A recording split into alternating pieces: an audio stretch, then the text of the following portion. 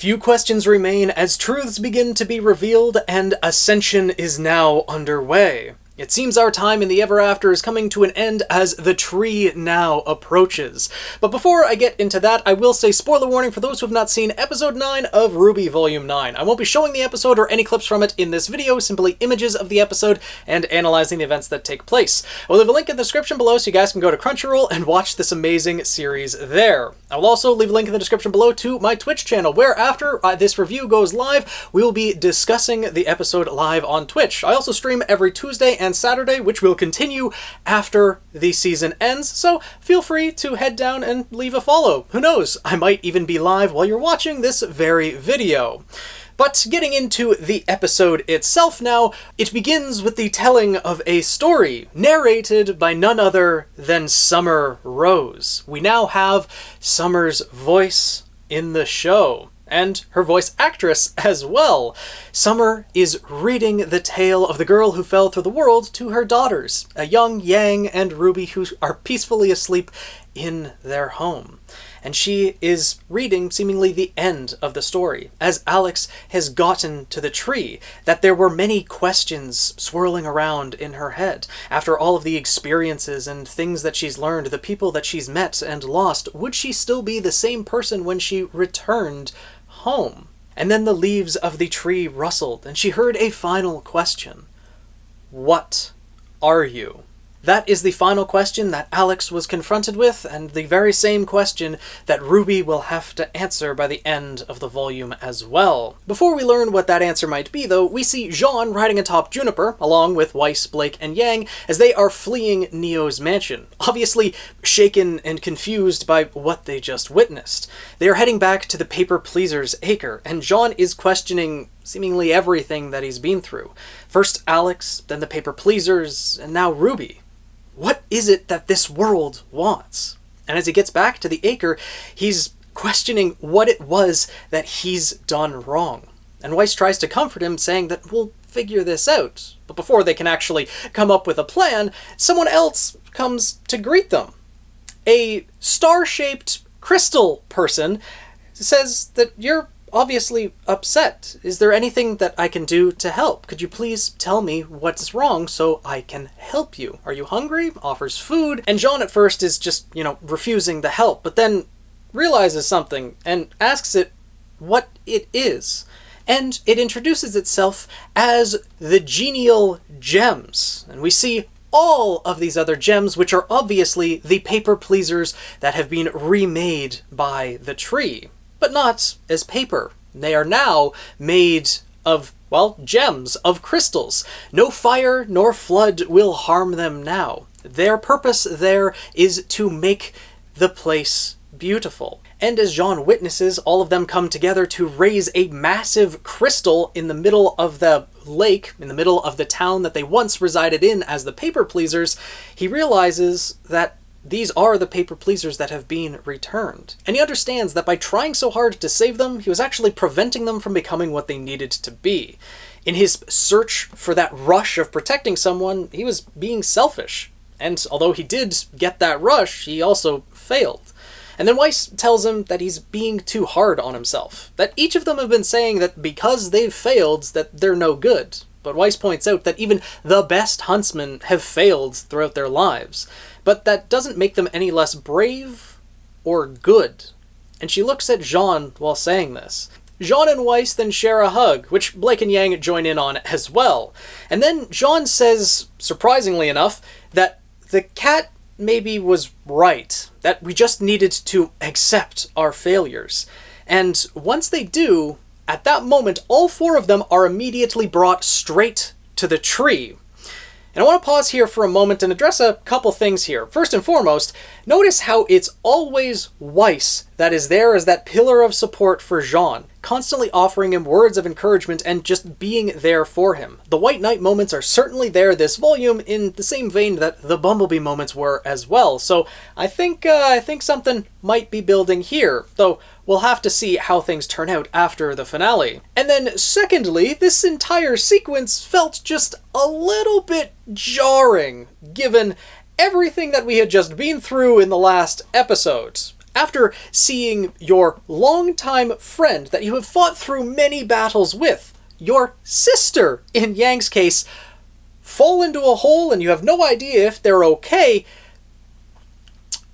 wouldn't you be a little bit, I don't know, less happy-go-lucky?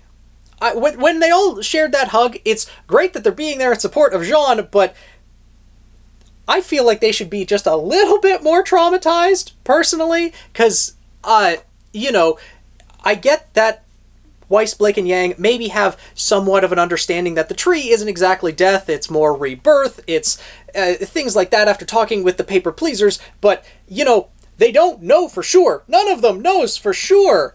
Until, of course, they actually see the genial gems, but immediately before they see the genial gems, I feel like there should have been a little bit more of a distraught atmosphere.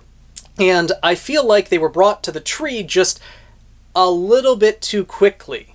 Like, immediately after Ruby's taken there, they immediately make it there as well. I feel like this may have benefited from an extra episode to explore. So even though I do enjoy this episode, I like what they've done here, and I absolutely love this volume, I feel like this part was a bit rushed. Maybe there were reasons for that behind the scenes that we'll find out in the director's commentary or something of that nature, but it does feel like this happened just a little bit too quickly. But let me know your thoughts down in the comments below. As all of them are now at the tree, though, the first thing they come across is Herb, who is encased by the wood of the tree, still undergoing their ascension. So it seems like Herb wasn't as quickly able to answer all of the questions that the tree posed as the genial gems or the paper pleasers were, because Herb went to the tree well before the paper pleasers did, and yet the paper pleasers, when they went to the tree, they knew exactly what they wanted and they were returned right quick. Herb, not quite yet. But Herb isn't the only one that they find there. They also see Ruby encased by the tree as well. Yang, of course, is rushing over to Ruby and wants to break her out because she's worried about her sister. Understandably so. And it's at this moment that Jean realizes why they were brought to the tree. It was because of acceptance. And Weiss tells Yang that it's up to Ruby now. We've done all we can, and it's up to her to decide what happens with her next. And Yang's obviously worried that Ruby may not be her when she comes back. And Blake then tells her that it's not for them to decide. It's for Ruby to decide. And if it was acceptance that brought them to the tree, then they came to terms with the acceptance very, very quickly. And wouldn't each of them have come to terms with their acceptance at different points in time? Because it feels like Weiss, Blake, and Yang were pretty steadfast in accepting who they are, accepting the overall state of the world after talking to the paper pleasers and everything of that nature well before Jean was. Maybe it was because they were being held back because they were so concerned about Jean, and then once Jean accepted his failures and his shortcomings and accepted the way that the world works, then all of them were brought there together because, you know, obviously Yang at this point had not accepted that Ruby was going to ascend, since the first thing that she wanted to do was to break Ruby out of the tree, whereas Weiss and Blake did seem to understand that it's up to Ruby now. Maybe at her core, Yang did understand, but still part of her desperately wanted to be able to do something for her sister, something like that. It felt a little bit jumbled, but I get why they wanted it to be this way, so all of them would come to the tree together. And then we see Ruby in the void, as she doesn't really know where she is or what's going to happen to her. And as she takes a few steps forwards, she encounters the blacksmith once again. The blacksmith is indeed the spirit of the tree, which is exactly what Ruby asks her. And she just says, well, you could say that, but that's a very simplistic understanding of what the tree is and what it does. And the blacksmith is forging something new. Previously, when Ruby saw the blacksmith before, she was forging butterfly wings, which were given to Herb. Herb actually emerged from their cocoon just before we see Ruby in the void, and Herb had beautiful butterfly wings and legs now, and flew off into the sky. This is what helped Jean and Weiss, Blake, and Yang come to that understanding that it's up to Ruby now what happens to her. And right now, it looks like the blacksmith is forging what might be a Grim mask or possibly a Jabberwocker mask. So this might actually be implying that Neo did in fact kill the Jabberwocker, or at least just destroy it so it was sent to the tree, and the Jabberwocker is now ascended and being remade into something else. So if a destroyer is needed, then, well, maybe the Jabberwocker and the cat are going to switch places by the end of this volume. That the cat seems much more a destroyer than the Jabberwocker, and the Jabberwocker might now be one that helps people find their purpose. I don't know, but it looks like the Jabberwocker might be being remade by what we see the blacksmith forging, though that's not really important at this very moment. Because Ruby's very concerned about what's going to happen to her, and the blacksmith simply says that it's her choice where she goes next and where she ends up. And Ruby doesn't know what she wants. And she's, not really sure where to go, what to do, or who she is, which is the ultimate question that will probably be answered in the final episode of the volume. Before we get to see more of Ruby's soul-searching, though, we cut back to, well, Jean, Weiss, Blake, and Yang on the tree as they're hearing some loud banging coming from somewhere nearby. As they go to investigate, they see the door, as was described in the fairy tale of the girl who fell through the world. The door that we heard about in Summer's reading of the story at the beginning of the episode. The door that leads them home. And they aren't the only ones there. Neko Neo is also there, and the door is throwing Neko Neo backwards. Because Neo can't get through the door. Weiss, upon seeing the cat, immediately goes to mock it. Aw, your plan to get to Remnant not exactly working out. And the cat immediately responds with, you really were the worst of the bunch. I really like the back and forth between these two, but everyone realizes that Neo just can't get through the door, and the cat confirms this, that Neo just has no attachments to Remnant. She's a failure, just like Alex was. To which, of course, Jean's a bit confused upon hearing that, and the cat then reveals what actually happened at the tree with Alex and Lewis. That Alex had promised to bring the cat back with her to Remnant, but upon getting to the tree and talking with it, Alex actually had a change of heart. She wanted to stay, to fix the things that she broke during her time in the Ever After, including Jean. So it was Lewis that went back to Remnant, and from the way it's depicted, Lewis went back and then Alex told the cat that she wasn't going along with him. So Lewis went back thinking that his sister would follow, and when she didn't, he wrote The Girl Who Fell Through the World in memory of her, because he realized that she decided to stay behind. And, well, the cat wasn't exactly too happy with that outcome. Alex wanted to stay behind, and the cat attacked her. And from what we're left to believe, the cat ended up killing Alex in this moment, because Jean asks the cat, what did you do with her? And, well, the cat simply says, the same thing you do with anything that is broken and useless, as it's crushing a piece of wood. Also in that moment, the cat jumps away from the door. Neo does a superhero landing. Just thought I'd mention that, but it is confirmed that Lewis was the one who went back through the door and Alex remained. So, that begs the question, what exactly did Alex become then in the Ever After? Unless the cat actually does have the ability to break someone out of the cycle. This is similar to the Jabberwocker, though from what we're led to believe, again, if we can actually trust the cat's word, the Jabberwocker is the only thing that can cause someone not to ascend. So if the cat did kill Alex at the tree, then Alex would have been reborn as something new. And if Alex's overall goal was to fix the things she broke, those were the exact words that were said in the episode, well, that could easily mean that Alex was turned into the blacksmith. But I think the blacksmith is simply the spirit of the tree, and I'm leaning more towards Alex being changed into Juniper, because it was Juniper that went and found Jean to bring Jean to the Paper Pleasers. We don't actually know if Juniper was present throughout Alex and Lewis's story, because we don't actually see Juniper traveling with them. All we know is that Juniper was the one who brought Jean to the Paper Pleasers. So Juniper was there at that point. So I'm guessing maybe that was Alex, but we'll have to wait and see. Maybe more revelations to come. maybe Alex was just killed, but it really hasn't been shown that the cat has the power to take someone out of that cycle.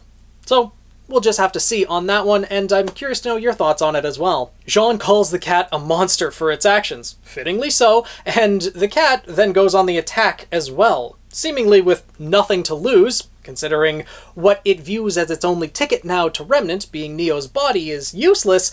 It spawns some purple-blue claws for its body and is about to go to attack Jean, Weiss, Blake, and Yang. But as it does so, they see that RWBY is still there, that a chance still remains, and so they decide that they're going to rip RWBY from the tree and use RWBY as their ticket back, because they know that RWBY desperately wants to get back to Remnant to play the hero. And then we see RWBY as she's walking through the void, as there are other souls passing by her, and RWBY is showing concern for them, asking if they'll get to choose their path as well. And the blacksmith takes note of this. You're showing such concern for ones other than yourself. But is that actually showing concern for them or for yourself? Which is a very important question. A very important self-reflection of why RWBY is showing concern for them. Is it actually for them or is it for herself? In this case, it's definitely for herself, because she doesn't know what to choose, and she's concerned about what's going to happen to her, more so than to others, because she left her friends behind in order to be where she currently is now. And where her friends are now is locked in combat against the cat, as the cat is using Neo's semblance to, I wouldn't necessarily say full effect. This isn't an ability the cat's had forever or anything like that, but the cat's using Neo's semblance pretty well, creating clones of Neo to attack each of them, and also trying to get some, shall we say, emotional damage in there. As Yang is saying that she's going to protect her sister, the cat's trying to get under her skin by saying it may not even be your sister that comes out of the tree, and spawns, zombie-ish clones of RWBY, which pisses Yang off, and Yang immediately shatters them, punching the visage of her sister, and it's just making her furious. And I want to say thank you for writing this scene this way, because it's this type of thing is something that has always frustrated me to no end when I've seen it in other shows. The evil villain conjures up a loved one of the hero or protagonist, and it stops them in their tracks, because how could they ever, harm a image of their loved one? It's obvious that that's not their loved one in front of you. Yang's response is exactly the response that I think someone should have in that moment. Anger and fury for someone trying to use people that you love against you. I really liked that scene. I really liked the way that that was done. And then we cut back to RWBY, who's saying that she always wanted to be the hero, like the ones in the fairy tales, to be able to do the right thing. And that's what she's always tried to do, but it feels like there isn't a right thing. And she's concerned that she's done more harm than good. She doesn't know who she needs to be, because who she is right now isn't cutting it. And the blacksmith makes her an offer of, what if you could be anyone? And numerous weapons appear behind her. Weapons that RWBY could pick up. As was suggested to her before, if she wanted to put her current burdens aside, she can choose any of the weapons here. Before we see the choice that RWBY might make, though, we cut back to the fight atop the tree for one final time this episode, as Jean is in combat with the cat, showing off some decent fighting prowess. He's definitely seemed to have improved over his time in the Ever After, as he is able to fight back the cat and is looming to stab it. But although Jean may have accepted his failures, the trauma of them still remains, as the cat then just transforms into Penny, which causes Jean to freeze. And then we see Pyrrha appear behind Jean and slash him in the back. So that long-held theory that Neo is going to transform into Pyrrha and possibly stab Jean, well, that definitely happened here. And Weiss sees this happen. In a similar way to Jean seeing Weiss get stabbed back in Volume 5, Weiss is now seeing Jean get stabbed as well. And she tries to fight back against the cat, launching some fire dust towards the cat. But the cat simply disassembles Neo's illusion, and that fireball hits Jean and knocks him off of the tree. Which could mean a couple different things for Jean. Either he's going to be able to climb back up the tree next episode, or maybe this means that he's going to remain in the Ever After longer than Team RWBY. I don't really think that's going to be the case.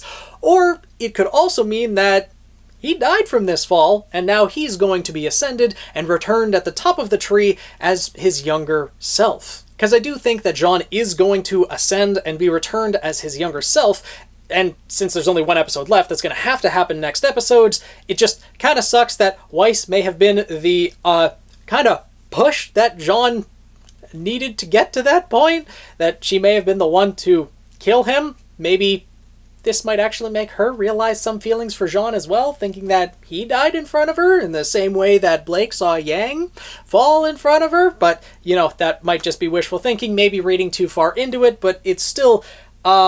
It still sucks that Weiss ended up hitting Jean off the tree, and we'll see what happens next episode with that. The last scene we have in this episode is RWBY inspecting the weapons that are surrounding her, and she's asking, who did this belong to? And the blacksmith simply tells her, not who did, but who could. The blacksmith then asks RWBY if she can feel the weight of the woman who would wield this, the weight of who she is. She could be you. You could put on any of these and leave Ruby Rose behind. And RWBY simply responds by saying, it's all so heavy, and it never goes away. That feeling of never being enough. And the blacksmith throws it right back in RWBY's face. How exactly would you measure what is enough? And at this point, RWBY then sees Summer's weapon. The measuring stick by which RWBY does measure what is enough. And of course, RWBY recognizes this as her mother's weapon, and she reaches for it. It is here where the episode ends, and we will have to wait until the final episode of Volume 9 to get to the answers to the few remaining questions. One thing I will say though, even though RWBY reached out for Summer's weapon, I don't think that this is the weapon that RWBY will actually bring back with her. I think she will bring back Crescent Rose, as I mentioned before, and I also do not think that RWBY is going to become Summer. I know that's a theory that people are going with right now, but that has a lot of uncomfortable implications. Because Yang's worried about, oh, her sister not being her sister anymore, but her sister becomes her mother? That's very weird. And also, think about what that would mean for when they get back to Remnant and RWBY then encounters Tai again. That she's not, you know, oh, you've grown up to be the spitting image of your mother. No, you just are your mother? That would just have a lot of weird implications, and I really don't think that's going to be the case. I think that when RWBY reaches for this weapon, she's going to see the memories that she has of her mother. As how RWBY measures what is enough is by, well, comparing to her mother. Her mother was that hero that she admired. Yes, it was Yang that raised her a lot of her life, but her mother was always her hero as well. And I think that Summer is kind of that measuring stick that RWBY goes by. And obviously, Summer has failed too. RWBY needs to realize that she doesn't need to be perfect. She doesn't always need to make the right choice. She just needs to make the best choice that she can. Will it be the right one? Will it always work out in the end? No. That's not how life works. And RWBY will need to understand that. She's done a lot of good with the decisions that she's made, the people that she's trying to help, because if she wasn't there, things would have just turned out worse. And yes, I do believe that's the case, even in Atlas. I'll make videos on that later, after the volume ends, but, you know, RWBY is enough as she is. And she doesn't need to be the hero. She just needs to be a hero. Because she's not alone. She has people fighting along with her. She has friends, family, and a lot of people that she can rely on. And people who rely on her. She is enough, and it's okay for her to fail. It's okay for her to hurt, and it's okay for her to rely on others. And I think that's the overall moral that Ruby is going to take away from whatever the remainder of her ascension is going to be. Maybe Little will have some part to play yet in Ruby's ascension, because this episode we did not see Little at all. Not encased by the tree and not during Ruby's ascension.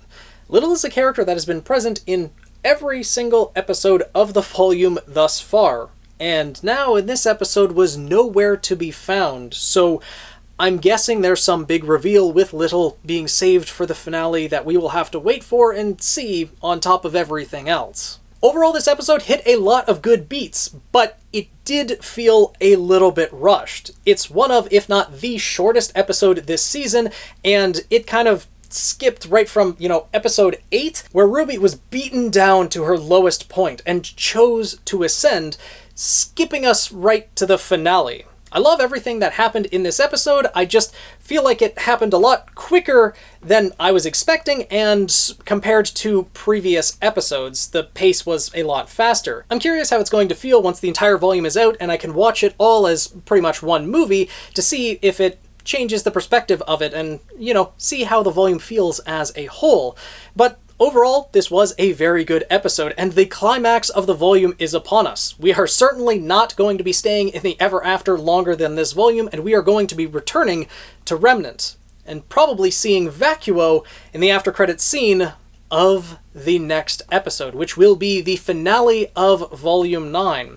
So let me know your thoughts down in the comments below. What did you guys think of this episode? The reveal that it was in fact Alex that stayed behind. Lewis was the one who wrote The Girl Who Fell Through the World in memory of his sister, and the cat did actually trust Alex, but its perspective was forever changed by Alex's, well, honestly, final betrayal. That Alex promised the cat and wanted to right all the other wrongs that she had done in the Ever After, but in doing so, now wronged the cat, and well, the cat made her pay for it. Do you guys think that Alex will return in the next episode? Or do you think that Alex is actually Juniper? And do you think that Neo is actually going to be able to make it back to Remnant?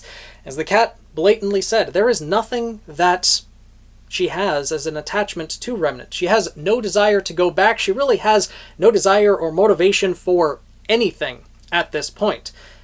Do you think that someone in the last episode will be able to give her more motivation, or do you think that this is the end of the line for Neo as a whole? That maybe she will be ascended along with the cat, and they will be joined in some way, shape, or form. If Neo really is an empty vessel, then maybe Ascension might combine the two in some way, shape, or form, and we'll see what happens. Maybe the cat will get its wish after all, but I certainly do think that the cat is going to be ascended, in one way or another. Because out of everyone, the cat certainly has lost its way, but everything will just wait to be seen in the finale. And I look forward to hearing your thoughts. If you guys enjoyed this video, want to see more like it, make sure to subscribe and join the Guild of the Eternal Flame. If you're fans of the series of No Game, No Life, make sure to subscribe to my second channel, The Daily Flugel. And if you want to see some games played live, make sure to check out my Twitch channel, linked in the description below. I stream every Tuesday and Saturday. And with that being said, I'll see you guys in the next video.